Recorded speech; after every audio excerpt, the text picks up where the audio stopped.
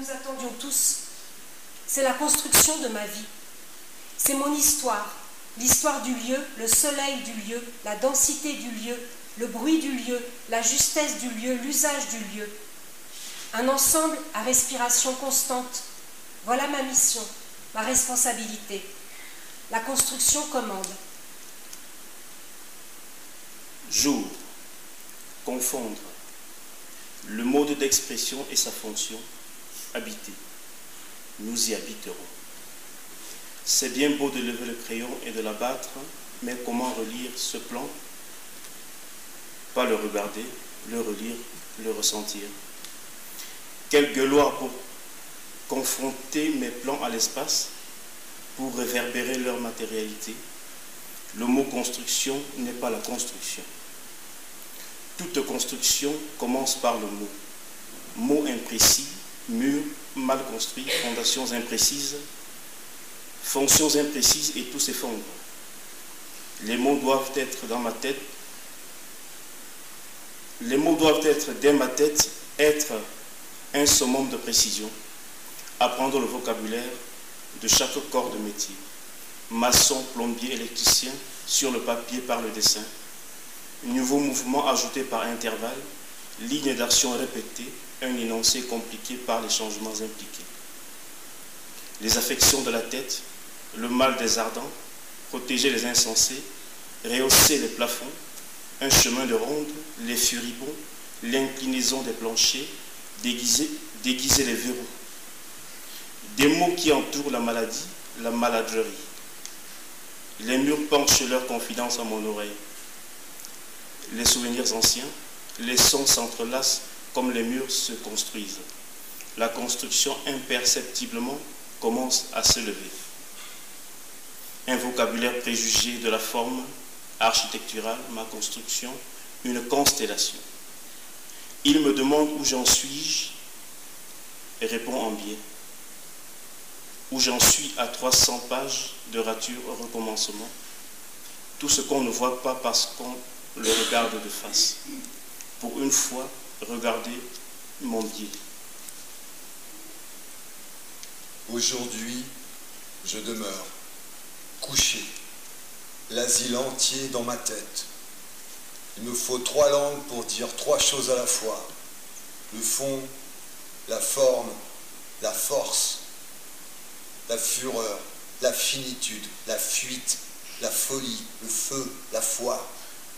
Sur mon lit de 13 pieds carrés, je parle à la voûte, articule une ville, vide une vie, vide une vie, vite, vide, vite, dit à mots tremblants qui jaillissent entre mes doigts, parcourent la forme, fredonnent de ma bouche, vite, dans le vide, laissez croître le beau, dans le beau, laissez croître le vide. Quand vous entendez des choses, les voyez-vous? Aujourd'hui, je l'ai recroisé. Il s'appelle Pia ou Pilar. Je n'ai pas vraiment compris, entendu. Pilar, Pia, Plia, Lia, Ria, Pria. Elle s'appelle Magnifique, mais avec un R, parce qu'elle recoule. Elle ravit, elle rebondit. Elle s'appelle Magnifique R, Magnifica, Magnificence, en ajoutant toujours les R. Son regard, sa raison. Elle rit les 2 mains tendues vers l'avant. Elle rit, ses mains cachent son rire, son visage. Elle rit en bruit de la pellicule, ce grattement, ce claquement. La pellicule blanche surexposée, la sémillante. Elle rit surexposée, elle rit lumineuse, évanescente. Elle rit et disparaît. Tu ris, petite fille. J'ai envie de lui dire, de lui tenir le menton, de repousser ses cheveux, de découvrir son visage en entier.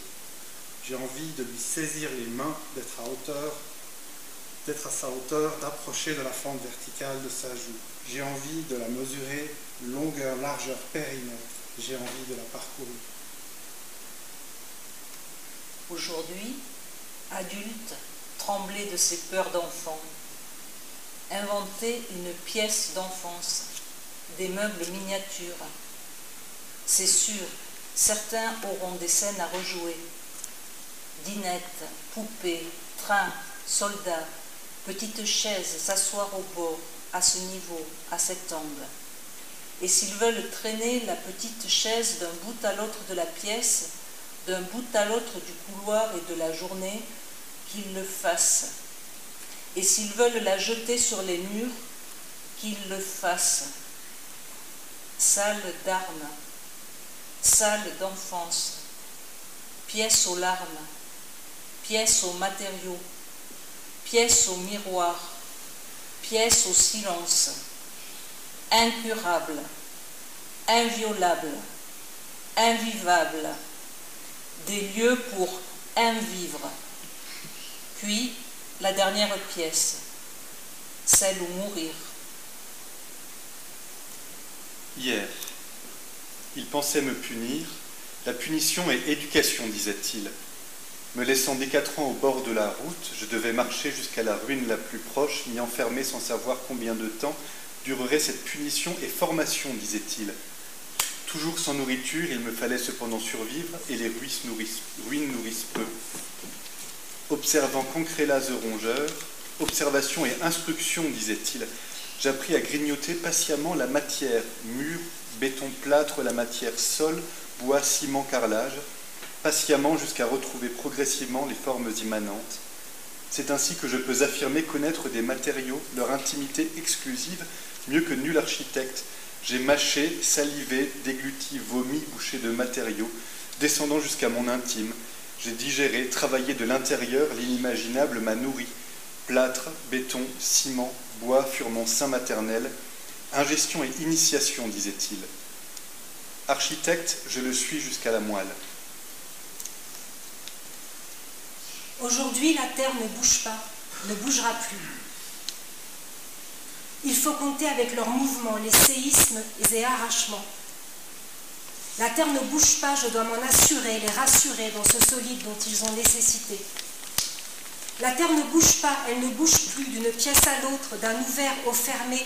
Ils peuvent marcher, se tenir, s'accroupir, se relever. La terre ne bouge pas et l'esprit stable ne vacille pas dans le corps amarré à la construction. La terre ne bouge pas, ne bouge plus, enfin le repos, les crises de soulèvement, les cris, les nerfs, les coups de canne ferrés sur les barrières des âmes, les vociférations du dedans, des dehors repoussés. La terre bouge plus, bouge pas. Ils peuvent changer de forme dans la même pièce, devenir d'autres dans le même corps. Des miroirs pour chaque réalité. Ni tunnel, ni voûte basse où la tête se cognerait à l'apparition des miracles. Je puis me dessiner moi-même en un endroit autre que celui où je me trouve réellement. Choisir un réel. Voit-on le réel? Qu'est-ce que le réel? La ville est l'opaque, le corps est l'ineffable. Ne bougez plus, l'oiseau sort et les camisoles se détachent. Je bâtis l'armature. Jour, illisible. À chacun sa folie. Ma maison tient parce qu'il y a des pierres sur le toit. Des pièces vides pour chercher et se perdre. Abattre son mur, désinfecter les chambres.